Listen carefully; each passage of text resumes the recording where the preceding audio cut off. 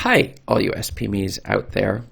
Today's question has 3 answers, and you're going to want to stick around for the 3rd answer because it will tell you exactly the number 1 reason you're going to fail at this self-publishing for Kindle if you don't stick around. So let's get into it. The question that was sent in to me today is where to start with self-publishing for Kindle. Now, this is a very common answer because when we're getting started with almost anything, whether you're gardening or a new puppy or whatever you might have, you're going to want to know where exactly should you start if you want to get going, right? And with Kindle, there are so many things that you can do that it becomes very complicated very quickly. And so we're going to look at where exactly to start with self-publishing for Kindle. This is Chris Baird from selfpublishingmadeeasynow.com. Hit the subscribe button if you'd like for me to make more videos like this one, and check out below in the description and you'll see my free self-publishing checklist to help you get started on your journey right away, because here self-publishing doesn't have to be so hard. So let's get into it. When I first got started, I did start with self-publishing on Kindle, and I discovered and made a lot of mistakes. And a lot of the mistakes were because I didn't understand 2 major issues.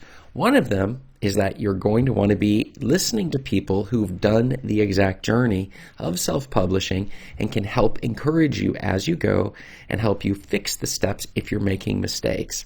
And the second is because of other people who have also self-published but have way too much information they're hitting you with at the same time.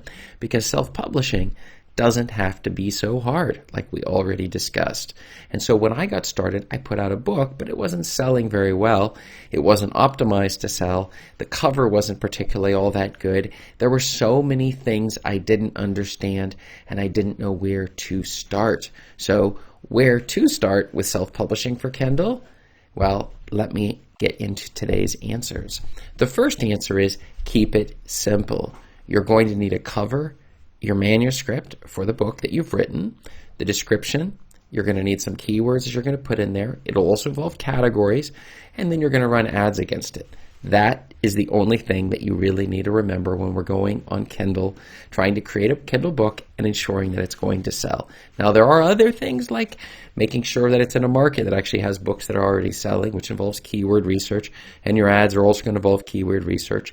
So there's a number of things that you're going to do. If I were going to invest in anything, I would make sure the cover is excellent. I use below in the description, you'll see the Fiverr person that I use to do my covers that have sold tens of thousands of copies, and so I would definitely recommend going with her. She's fantastic.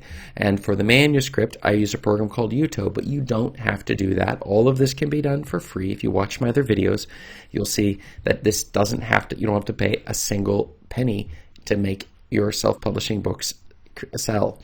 The other thing is that because you don't need any of these major investments, that's the second answer here, when you're getting started, you can create the cover for free in Canva, you can upload the manuscript in using Word for free, you can write the description yourself and find keywords yourself without using a program like KDSpy, which is what I use, as you can see below in the description.